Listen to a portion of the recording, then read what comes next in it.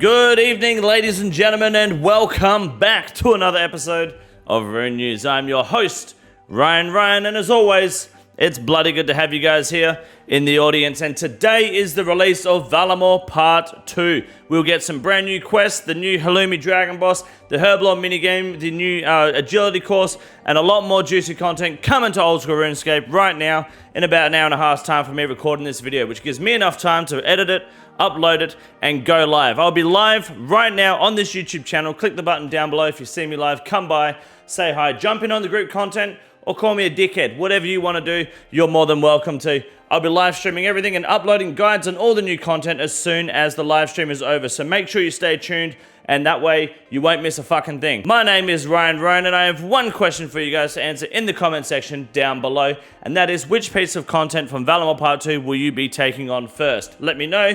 I'm looking forward to see what everyone's angles are, which you're going to try out first. Mine personally will probably be the quests, because the Halloumi Dragon's just going to be crowded and it's only 20 people per world, so that's going to be a nightmare to get into. And then we'll probably check out the Herblore minigame and then the Dragon Boss as it dies off and later on through the week. But we'll definitely be checking all the content out tonight. Hit the like and subscribe button while you're down there if you haven't already. I'd greatly appreciate the support. We are closing in on 100k subs. My name is Rune News. You're watching Ryan on Ryan. This is Rune News and you're watching Rune News. Here we go, ladies and gentlemen. Varlamore, The Rising Darkness is out now. That is the name of this week's update. And there is something in these patch notes which is even bigger than the entirety of Varlamore Part 2, which we'll get to towards the end. But in the meantime, let's have a look at the meat and potatoes. There's some bullshit-ass video here you can watch if you want to, but as we saw last week, the map is now complete. No more black squares, and the grayed out shit is just concept, not actually part of the map, potentially never part of the map, so ignore that. In the meantime, just take note that there are no more big black rectangles around the Koranda area, which is really nice to see. New quest, the Heart of Darkness, starts right here, which is, if you look at the other map, around about here somewhere. So you want to go through that. We went through the requirements last week. They're pretty basic: 55 mining, 48 thieving and slayer, 46 agility, and you have to have completed Twilight's Promise. There's some combat you've got to go through in this quest. You get 2 quest points, a bunch of XP, and access to a new Slayer dungeon, which is awesome, provided it's a decent Slayer dungeon and something useful that provides decent content outside of going to the catacombs. So that's the only problem with new Slayer dungeons recently. If it's not something like in Prif where you get crystal shards, it's kind of hard to feel like a Slayer dungeon is needed. So new Slayer dungeon, as long as you don't feel like you're locked there because of Konar, hopefully there's something good for them to offer us here. Tales of the Sun is another quest, which is a standalone quest that we found across Varlamore. We're only going to talk about the one today. The rest you'll have to find out for yourselves. Oh, okay.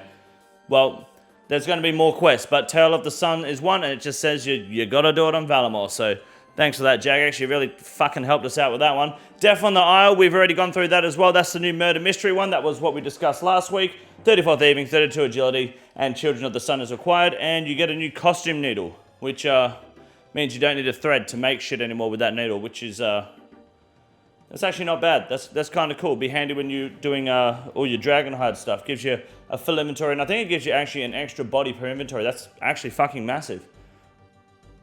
A new needle that doesn't require a thread to use. That's actually fucking huge. Big reward. I like that. Hell yeah. The Halloumi Dragon. Big shit. You can only have up to teams of 20s, I believe, is what they said last week. So good luck getting in here on day one. Do your best. Gonna be good fun. They haven't told us a lot about the dragon other than the fact that you got to fight your way to the top, hit the fucking tail when it gets in the way of the head, hit the head, and get your reward. And if you're lucky, you'll get the Tome of Earth, Dragon Hunter Wand, Halloumi Hide Armor, or the new Halloumi Seeds for the Prey Regeneration Potion. So pretty basic, nothing we haven't heard before, but that's coming today, along with the Mastering Mixology minigame as well. Pretty standard stuff that we're going to be checking out on stream straight after this video. Don't forget to come by and check it out. This looks like it's going to be pretty handy for people to get rid of a lot of their useless herbs and just kind of progress through herb lore in a new and alternative method from just bank standing and mixing potions. Plus the rewards look pretty good.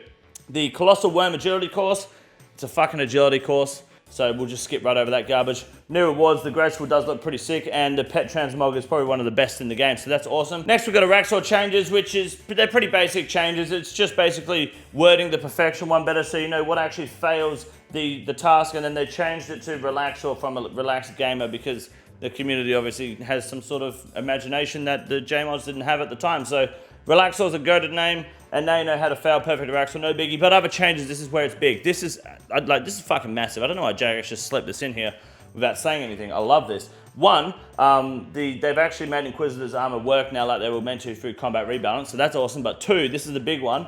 Go to your game settings and turn on always on for run energy. So what this is going to do, is when your run energy runs out and hits 0, you start walking. And you can now change it in your settings. So as soon as it hits like 3 run energy, 5, 10, 20, 50 run energy, whatever number you want. If you set it to 3, for example, as soon as your run energy is back to 3, your guy will automatically turn run back on, which is big in places like Solo Ohm or maybe Theater of Blood. You drink your stamina potion, your run comes back on immediately if you set it to 20. Massive fucking update, big addition to the game. Don't want that to be overshadowed. So turn your always on run mode. That's fucking massive for the game. Like Varlamore Part 2 being released, that's great. Quest content, awesome. We'll be over it in a couple weeks. This is something that will stand the test of time. Help you in the wilderness too when you're either hunting down prey or running from it. So make sure you keep on top of that, make those changes, and making Ultra Combos now gives token farming XP. I just made like 300 buckets yesterday. Cunts. Anyways, LMS is no longer on the Osworlds, which means I'm not getting races this week, which is fine because we're going to be in Varlamore anyway. And that is it this week for the Oldschool Runescape update. Thank you very much for watching. But if you want to make a fat stack of cash, the Grand Exchange update is going to help you become rich during the Varlamore Part 2 update. So stay tuned for that. My name is Rune News. You've been watching Ryan. Thank you very much, ladies and gentlemen, for Rune News. RuneScape 3 doesn't matter. This week's all about Varlamore 2, so I'll keep this short and sweet. RuneScape 3, it's fucking dog shit.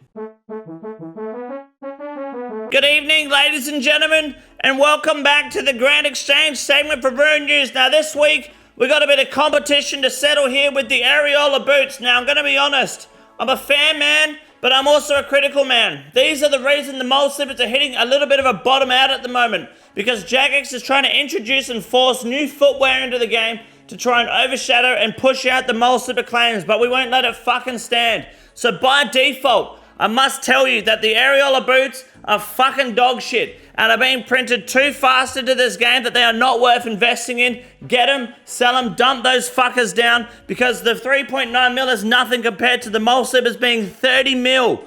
This time next year, mark my fucking words on that one, boys. So you want to make 10x of your money, sell your fucking Areola boots, and get yourself some fucking mole slippers. Now the Burning Claws are some of the best value spec weapons in the game, coming in at 16.9 fucking mil. That's extremely tight value, especially being comparable to the Dragon Claws, which are about 85 mil at the moment. 16.9 mil, dump these fuckers at the start of any fight and you'll get the same results as Dragon Claws. Easy money, easy way to save some coin until you get yourself a Void Waker. Now the Inquisitor's armor set's a little bit tricky, especially with Jagex literally just buffing the mace even further today and making sure the armor set works properly with the mace. You might see a slight rise in this gear, so if you're gonna buy it, I would buy it absolutely this moment. Any further beyond this, it's actually gonna start dropping again, because price gouges and those little rats that sit there flipping on the exchange will just take your money. So actually, it's probably too late by the time you're watching this video, but just remember for next time, buy your shit before the fucking rats get to it.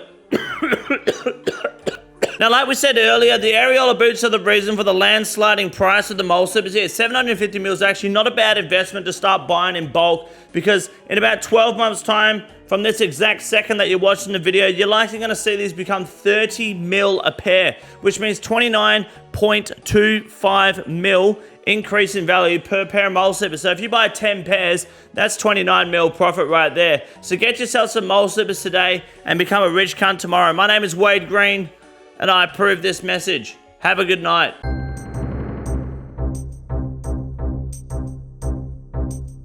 Our first Iron Man moment for the week goes to Spookster getting a shadow, which I believe was on 28 KC in a free-for-all world.